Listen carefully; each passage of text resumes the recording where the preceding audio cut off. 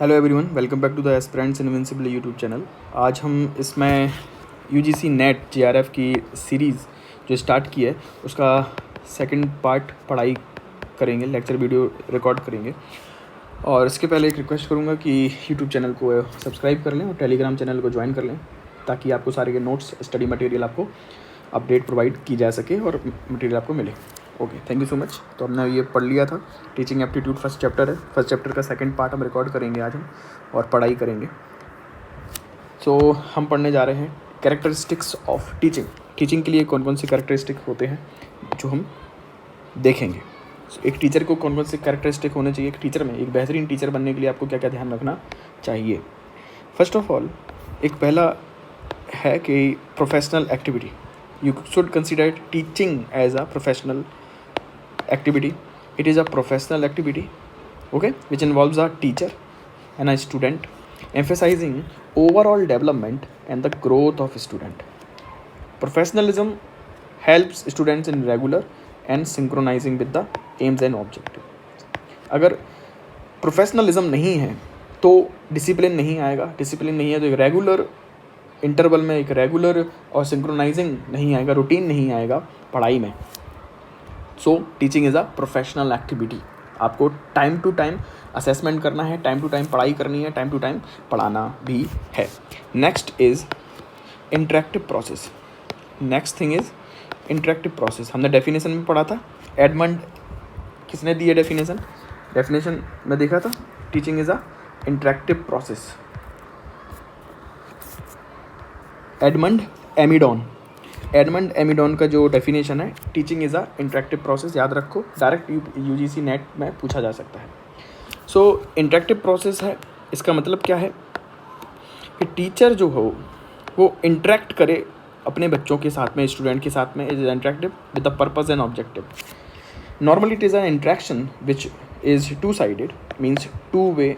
Teachers impart knowledge to the student and student clarify their doubt and query from the teachers. तो teacher student को knowledge देगा और student को अगर कोई क्वारी है, कोई डाउट है तो वो टीचर से क्लियर करे। So teaching should be a interactive process, not an a one sided process. If there is a minimal interaction in classroom, students will limit their growth to subject specific knowledge only. तो सिर्फ और सिर्फ जो किताबों में लिखा है, जो सर ने बताया, वह सुन के बैठ जाएगा स्टूडेंट। वो और क्यूरियस नहीं होगा, अपने क्वेश्चंस को नहीं पूछेगा और अपनी नॉलेज को इन्हेंस नहीं कर पाएगा। इसलिए टीचर को इंटरेक्टिव होना चाहिए, टीचिंग को इंटरेक्टिव प्रोसेस होना चाहिए। Next is rational process. Teaching is a rational process. अब इसका मतलब क्या हो रहा है, जो टीचर है वो अपने थॉट को इम्पोज नहीं कर सकता स्टूडेंट के ऊपर। Teacher have to be rational when they are teaching their student. There is a no space available for any biasness और पार्शियल और डाइकोटॉमी। कोई भी बायसनेस नहीं होना चाहिए। टीचर की कोई आइडियोलॉजी है, उसको क्या पसंद है क्या पसंद नहीं है, वो ज़रूरी नहीं है स्टूडेंट की आइडियोलॉजी वही बन जाए, उसको वही बनाना है, ऐसा ज़रूरी नहीं होना चाहिए।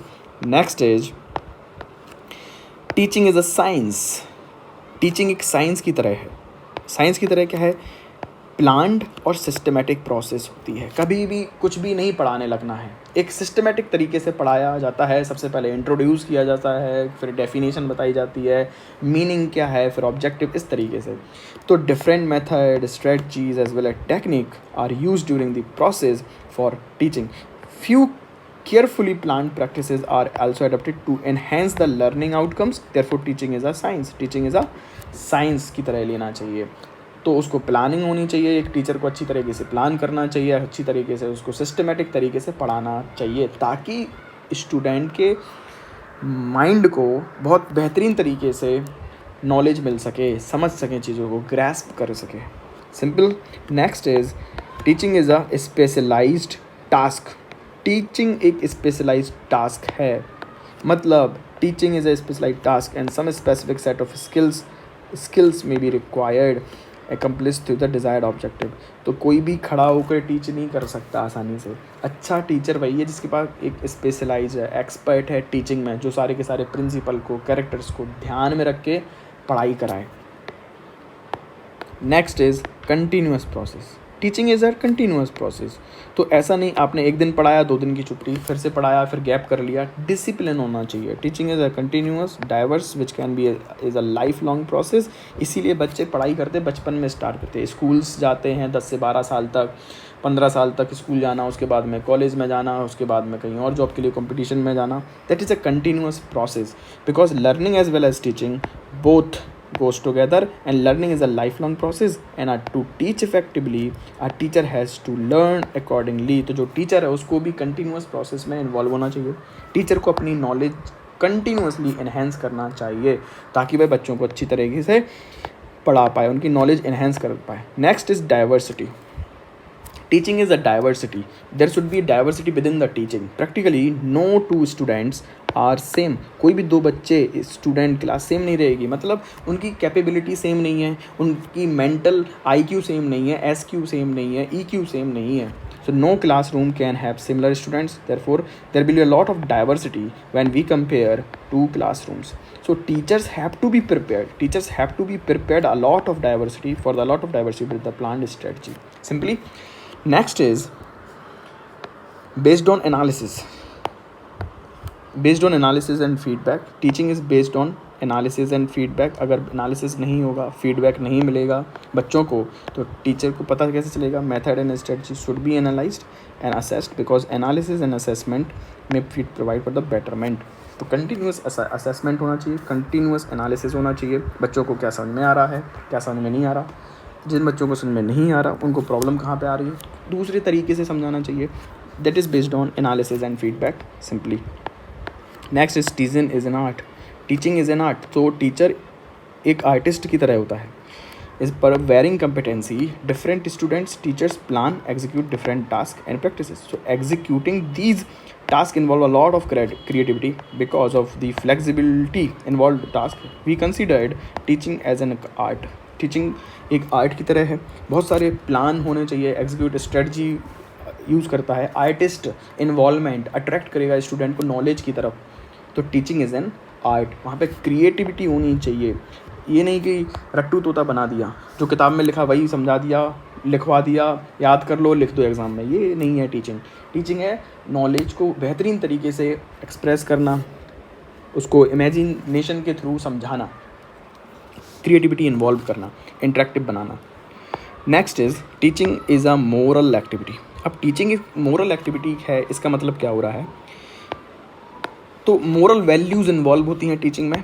टीचर मोरल वैल्यूज़ को इम्पार्ट करता है to their students apart from their basic knowledge of the subject. सिर्फ और सिर्फ आपको नॉलेज, बेसिक सब्जेक्ट की नॉलेज बस नहीं देनी होती है, आपको मोरल वैल्यूज़ भी प्रमोट करने होते हैं, जैसे कि एल्डर्स की रिस्पेक्ट करना है, नेशनल एंथम की रिस्पेक्ट करना, अच्छे नागरिक बनने में जो आपको हेल्प करे। Important role in shaping students in a good citizen with utmost probity. आपको ईमानदारी सिखाना, सही संस्कार देना। तो teaching is an moral activity. Now we are going to study principle of teaching. अभी हमने क्या देखे थे? Characteristics of teaching. टीचिंग में क्या क्या कैरेक्टरिस्टिक्स होते हैं, फीचर्स होते हैं। अभी हम देखने जा रहे हैं प्रिंसिपल। कौन कौन से सिद्धांत याद रखने चाहिए पढ़ाई कराते वक्त, टीच करते वक्त हमें कौन कौन सी चीज़ों को याद रखना चाहिए। तो principle of teaching. First principle of teaching is organization and structure. Principle of organization and structure. So what is organization and structure? It simply means learning is more likely to occur if the information is properly organized according to the syllabus and the need of the student. Organized and structured information can be conveniently and easily understood by student. अगर आपकी knowledge, आपने जो पढ़ाया एक systematic तरीके से नहीं पढ़ाया, एक स्ट्रक्चर्ड मैनर्स में आपने नोट्स नहीं बनवाए हैं, तो कोई इंसान कैसे समझेगा उसको? आपने डेफिनेशन बाद में लिखवा दी, स्ट्रक्चर पहले लिखवा दिया, टाइप पहले लिखवा दिया, उसका बेसिक बाद में बताया, फंडामेंटल्स बाद में बताया, कंक्लूजन पहले बता दिया। तो एक तरीके से पढ़ाई कराई जाती है। That is the principle of organization and structure. Well organized knowledge होनी चाहिए, वेल स्ट्रक्चर्ड नॉलेज होनी चाहिए। Then the principle of attention. Second principle क्या है? अटेंशन।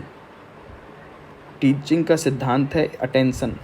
अटेंशन होते हुए पढ़ाई करनी चाहिए और करानी चाहिए। Learning outcomes vary according to the learner's attention. अगर लर्नर का अटेंशन अच्छा है तो बहुत अच्छे से सीखेगा. Creative ideas and enthusiastic teachings ways can help to grab the attention of the student from the longer duration. तो अगर टीचर एंथुसियास्ट है, एनर्जी के साथ में पढ़ाई कराता है, बहुत ज़्यादा क्रिएटिव है, तो बच्चों को पढ़ने में भी अच्छा लगेगा, एंजॉय करते हुए पढ़ाई कर लेंगे, उनके आउटकम्स भी बहुत ज़्यादा होंगे क्योंकि वो अटेंटिव हैं क्लास में. So principle of attention. Next is principle of readiness. What is the principle of readiness? Principle of readiness simple बताता है कि बच्चा रेडी है या नहीं, कौन सा बच्चा कब रेडी रहेगा, किस तरीके से रेडी है. तो learning will be maximize if the students are presented और taught with the appropriate information according to their level. तो जिस लेवल का बच्चा है उस लेवल की पढ़ाई करानी चाहिए. क्लास 10th के बच्चे को 12th की पढ़ाई नहीं करा सकते, क्लास 8th के बच्चे को 11th की पढ़ाई नहीं करा सकते. सिंपल है. रेडीनेस देखना ज़रूरी है, किस लेवल पे है. Then principle of continuous assessment. Continuous assessment होना ज़रूरी है. कंटिन्यूअस असेसमेंट का मतलब क्या है? तो जो learning is a continuous process, therefore assessment should also be continuous. Continuous assessment will provide a clarity about the students condition. कि आप पढ़ाते जा रहे हैं, बच्चों को कितना समझ में आ रहा है आपको नहीं पता, आपको कोई इंटरेस्ट नहीं है बच्चों को कितना समझ में आ रहा है इससे जानने से, तो कोई मतलब नहीं है आपके पढ़ाने का. आप पढ़ाइए, साथ ही साथ में जानिए कि बच्चों को कितना समझ में आ रहा, और आप कैसे जानेंगे? कंटिन्यूअस असेसमेंट के द्वारा. और जहाँ पे जिसको प्रॉब्लम आती है उसकी हेल्प करिए. That is a best teacher. Simple. Next principle is students participation. Student participation. Teaching में आपको अपने स्टूडेंट्स का पार्टिसिपेशन कराना पड़ेगा. Students participation is important for assessment as well as for the motivation. Simple है. तो उनका मोटिवेशन कैसे बढ़ेगा कि हाँ उनको भी आ रहा है चीज़ें जो सर समझा रहे हैं, टीचर पढ़ा रहा है, उनको भी समझ में आ रहा है, इन्वॉल्व रहेंगे तभी ना. Learning happens more easily when the students are involve, participate in the planning और class activities and the development of the goals. Simple है. तो जो जितना पार्टिसिपेट करेगा उतना अच्छा लर्निंग करेगा. तो इसलिए टीचर्स को क्लासरूम इंटरेक्टिव बनानी चाहिए और अटेंशन लेनी चाहिए, बच्चों को इन्वॉल्व कराना चाहिए. Next principle is principle of rewarding behaviour. Principle of rewarding behaviour क्या है? जो बच्चे बहुत अच्छा परफॉर्म करते हैं, जो बच्चे बात मानते हैं, अच्छा बिहेवियर करते हैं, उनको रिवॉर्ड देना चाहिए, क्योंकि जिन बिहेवियर के लिए रिवॉर्ड दिया जाता है वो बिहेवियर रिपीट ज़्यादा होते हैं. सिंपल है. Next principle is principle of feedback and timing. Feedback and timing का प्रिंसिपल क्या है? टाइम टू टाइम, सही टाइम पर सही फीडबैक देना चाहिए ताकि स्टूडेंट अपने परफॉर्मेंस को सुधार पाए. Their performance should be improved as soon as possible. Reward that is given closely to their the behavior exhibited is more likely to achieve the desired outcome. तो ऐसा ना हो आपने बिल्कुल फाइनल एग्जाम के पहले उसको बताया इसमें इम्प्रूव करो, तो फीडबैक सही नहीं मिल पाएगा, सही टाइमिंग पे फीडबैक नहीं मिला, ये भी नहीं होना चाहिए. अच्छा टीचर वही है जो सही टाइम पे सही फीडबैक दे दे, कंटिन्यूअस असेसमेंट करते रहे. Next is principle of choice. आपका चॉइस सही होना चाहिए. तो आप किस मटेरियल को पढ़ा रहे हो, किस स्टडी मटेरियल से पढ़ाते हो, किस टेक्निक से पढ़ाते हो, ये भी आपका चॉइस सही होना चाहिए for their student. If the study material अगर सही रहेगा तो बच्चे आसानी से चीज़ें समझ सकेंगे. आगे समझ में, जैसे आप मैप पढ़ा रहे हो तो आपने अगर एटलस का यूज़ नहीं किया, मैपिंग का यूज़ नहीं किया, सिर्फ और सिर्फ बुक में पढ़ा दिया और बोल दिया बच्चों को, तो कहाँ से उनको इतना अच्छे से ग्रैस्प होगा? तो स्टडी मटेरियल भी सही होना चाहिए. Next principle is principle of conducive environment. Conducive environment simply क्या होता है? बच्चे जहाँ पढ़ रहे हैं, जहाँ पे पढ़ाई हो रही है, वो उनके मुताबिक शांतिपूर्वक एक वातावरण वहाँ पे होना चाहिए. With conducive environment learning is easier. Students loss there productivity and interest. बच्चों की प्रोडक्टिविटी लॉस हो जाती है, उनका इंटरेस्ट लॉस हो जाता है अगर सराउंडिंग इन्वायरमेंट क्या हो, स्ट्रेसफुल हो, नॉन सपोर्टिव हो. आपको कोई गाली दे रहा है, काम करा रहा है, सपोर्टिव नहीं है, तो आपका पढ़ाई में मन कैसे लगेगा? Simply so conducive environment is very important for better learning outcomes. Next come the principle of democracy. What is the principle of democracy? Principle of democracy simple, teachers को डेमोक्रेटिक होना चाहिए, क्लास में सबकी सुननी है, किसी के साथ भेदभाव नहीं करना चाहिए. with every student should get equal opportunity to participate in activity as well as the learning process. ठीक है, लर्निंग प्रोसेस में सभी स्टूडेंट को पार्टिसिपेट करने का मौका मिलना चाहिए, अपनी बात रखने का मौका भी मिलना चाहिए. That is democratic teacher. Next is principle of creative activities. Principle of creative activities मतलब क्लास में क्रिएटिव एक्टिविटीज़ करानी चाहिए ताकि बच्चे आसानी से समझ सकें। Learning games as well as learning activities making learning much more interesting and simpler, ताकि लर्निंग आउटकम है बेहतरीन आ सके, लर्निंग प्रोसेस को बहुत आसान बनाया जा सके, इंटरेस्टिंग बनाया जा सके। इसलिए आज कल आपने देखे होंगे बहुत ज़्यादा एजुकेशन, प्राइवेट सेक्टर में एजुकेशन बहुत ज़्यादा इवॉल्व हो चुका है। वहाँ पे गेम्स इंट्रोड्यूस किए जाते हैं, स्पोर्ट्स इंट्रोड्यूस किए जाते हैं और भी कई ज़्यादा वीडियो पिक्टोग्राफिक वे में पढ़ाया जाता है। Students do not loss their attention and enthusiasm while performing such activity. Such activity should be planned and executed accordingly. Simple है, जैसे उनको प्रोजेक्ट वर्क देना, असाइनमेंट देना, क्रिएटिविटी एक्सपेरिमेंट कराना, लैब में लेके जाना, दीज आर क्रिएटिव एक्टिविटीज़। आगे समझ में। Next principle is principal of empathy. Teacher को एम्पैथेटिक होना चाहिए। एम्पैथेटिक मतलब क्या है, बच्चों की प्रॉब्लम समझ सकेगा तभी तो उनकी सॉल्व कर पाएंगे आप। सो teacher should empathise with their students.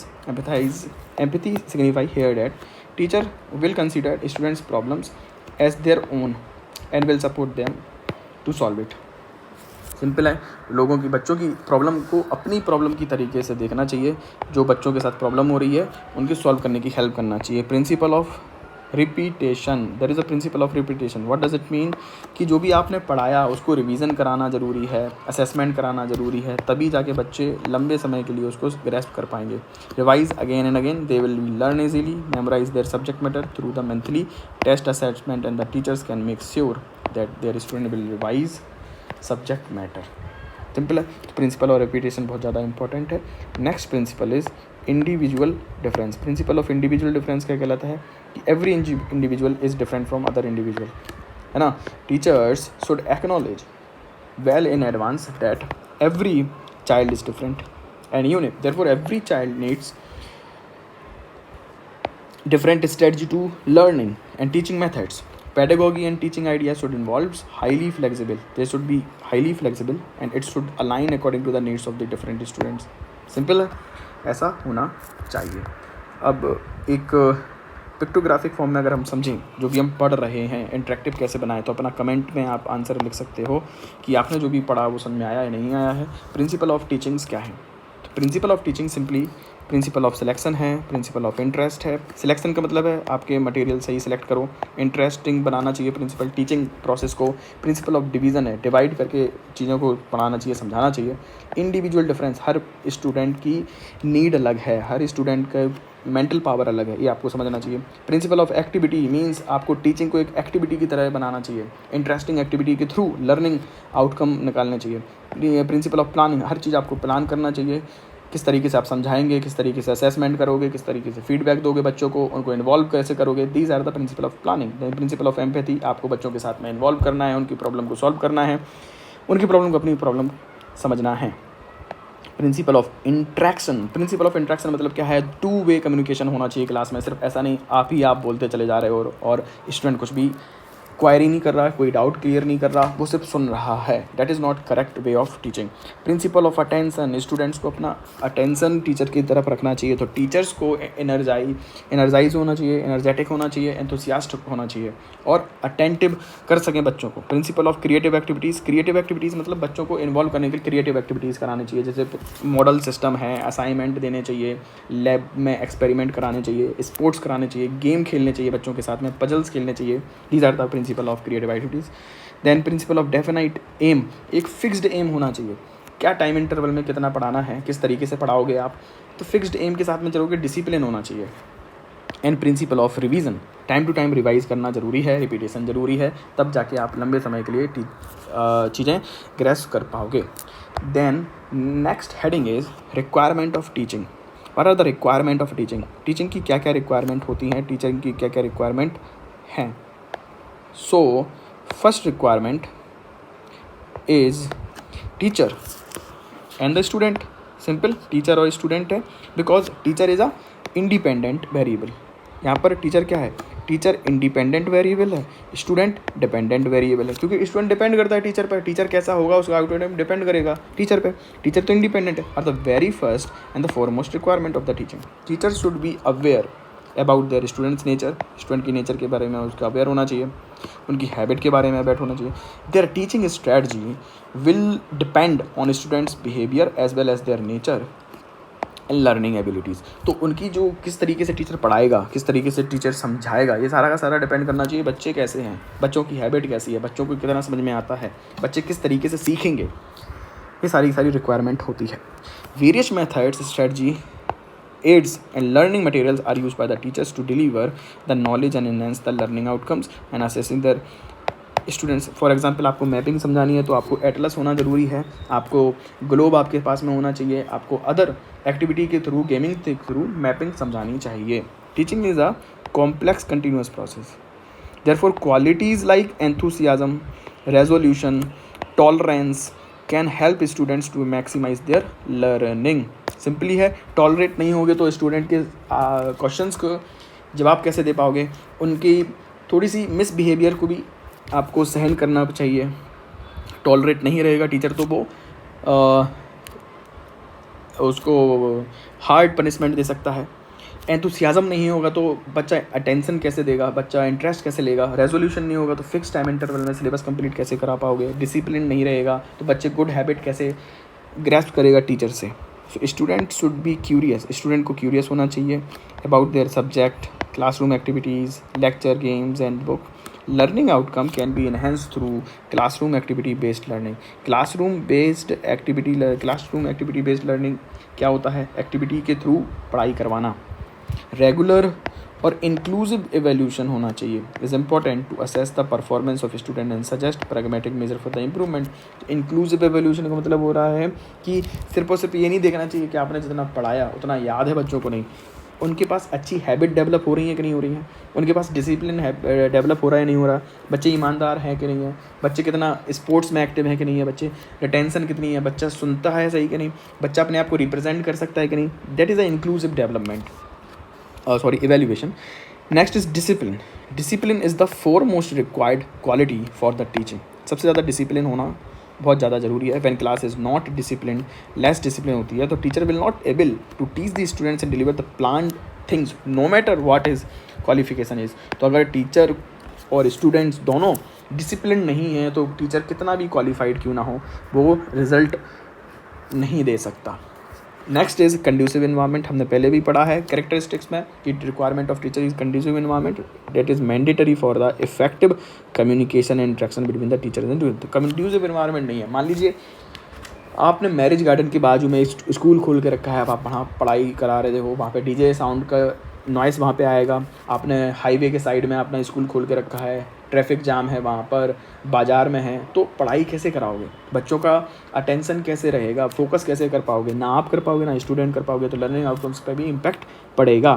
Okay, तो इस वीडियो में हम यहाँ तक पढ़ेंगे। नेक्स्ट वीडियो में बात करेंगे लर्नर्स कैरेक्टरिस्टिक्स के बारे में। अब तक यहाँ तक के लिए वीडियो अगर आपको समझ में आया हो तो do subscribe and join the Telegram channel for more update and study material. Thank you so much. All the best.